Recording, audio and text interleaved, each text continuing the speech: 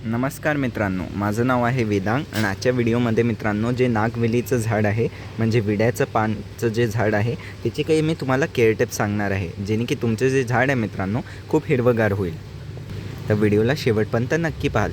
सगळ्यात पहिले आता मित्रांनो याची जी लोकेशन असते झाडाची ती पाहून घे कशी ठेवायला पाहिजे तुम्हाला. तर झाडाची जी लोकेशन असते मित्रांनो ती तुम्हाला एकदम म्हणजे डायरेक्ट सनलाईटमध्ये नाही ठेवायला पाहिजे. जिकडे खूप जास्त डायरेक्ट सूर्यप्रकाश येते अशा लोकेशनवर नाही ठेवायला पाहिजे झाडाला.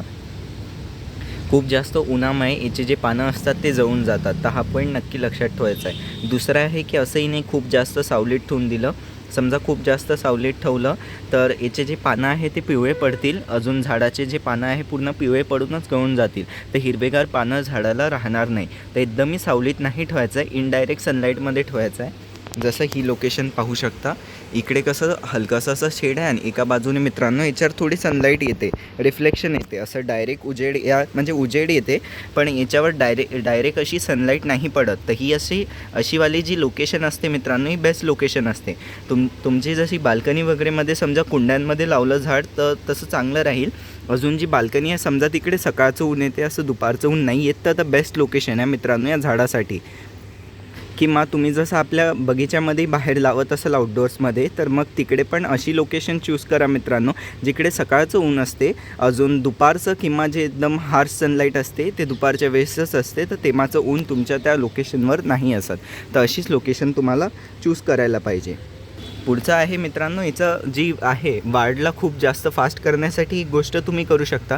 जमिनीत लावलं तर झाडाची वाढ तशीच मित्रांनो खूप झपाट्याने होते, तर तुम्हाला तेवढं काही जास्त काळजी घ्यायची गरज नसते. पण समजा कुंड्यांमध्ये लावलं आहे तर तुम्हाला पिंचिंग प्रूनिंग थोडीशी झाडाची जास्त करावं लागेल, जेणे की तुमचे जे झाड आहे ते खूप चांगल्याने वाढेल. मातीती लावलं मित्रांनो असं जमिनीत तरी चालेल, खूप चांगल्याने याची वाढ होईल. अजून जसं कुंड्यांमध्ये लावलं आहे तर ही जी टिप आहे मित्रांनो जे म्हणजे कुंडी किंवा कुठेही लावलं असेल झाडावर तुम्ही करू शकता. असं काही नाही की फक्त कुंड्यांसाठी आहे. तर मग पिंचिंग करायची आहे. पिंचिंग कशी करायची असते मित्रांनो, हे जे असं वरचं टोक आलं असते झाडाचं तर त्याला तुम्हाला असं सिम्पली असं धरायचं आहे आणि हे असं तुम्हाला असं तोडून द्यायचं असते. आता हे आपण तोडून दिलं मित्रांनो, ही झाली आता पिंच. तर ही पिंचिंगनी काय होणार मित्रांनो, आता हे पिंच करून दिलं आहे तर हे जी झाडाची आहे इथून ग्रोथ होणार. अजून हे जे झाडाची वाढ अशी वरवर चालली होती त्याच्या जागी मित्रांनो इथे आता नवीन फांद्या फुटतील आणि झाड जे आहे आपलं चांगलं असं हिरवगार बनेल आणि ते बुशी बनेल. म्हणजे असं आजूबाजूनी अजून नवीन हिरवगार पानं येतील, ना की फक्त ह्याच जी फांदी आहे याची वाढ समोर होत राहील. तर हा एक पॉईंट असतो मित्रांनो, ही पिंचिंग झाडाची नक्की करायची आहे. पुढचं आहे की प्रूनिंग करायची आहे. प्रूनिंगचं म्हणण्याचा अर्थ काय आहे माझं मित्रांनो, जे खालचे पानं असतात ते तुम्हाला कापायचे. जसे झाडाचे जे एकदम आतले जे पानं आहे ना, जे मित्रांनो असे जमिनीला एकदमच चिपकून आहे, ते जे आतले जसे पानं व्हिडिओमध्ये पाहू शकता, हे वरचे पानं झाले. अजून मग त्याच्या आतले हे जे पानं आहे हे मित्रांनो तुम्हाला झाडाचे असे तोडून द्यायला पाहिजे. यानी फायदा काय होईल, तसे पण हे पाहू शकता यांची वाढ काही होत नाही, वाढलेले आहे पूर्ण काही खराब असतात. तर या पानांमुळे जे खालचे असे दांडीतले पानं आहे यांच्यामुळे मित्रांनो काय होतं आहे, झाडाची ग्रोथ चांगली नाही. हे जसे पानं तुम्ही तोडत राहाल तर जे वरचे आहे ते पानं मित्रांनो तसेच नॅचरली खूप हिरवेगार होऊन जातील. तर हा जो पिंचिंग आणि प्रूनिंगचा पॉईंट आहे तुमच्या झाडांवर नक्की करा. पुढचं असते झाडाला खत कोणते टाकायचे. तर खतांच्या याच्यात मित्रांनो फक्त याला जे नायट्रोजन बेस्ड फर्टिलायझर्स असतात ते टाकायला पाहिजे.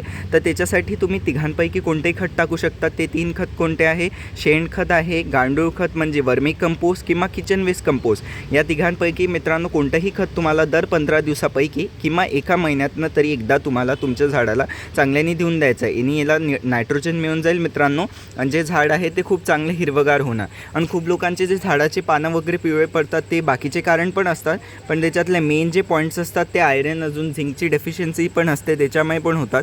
तर समजा शेणखत वगैरे तुम्ही चांगल्याने तुमच्या झाडाला टाकलं तर त्यांनी जे आहे तुमचे पानं पिवळे नाही पडतील, झाडाचे अजून हिरवेगार राहते. ते नायट्रोजनच्या डेफिशियन्सीमुळे पण होते. तर शेणखतचा वापर झाडामध्ये नक्की करायला पाहिजे.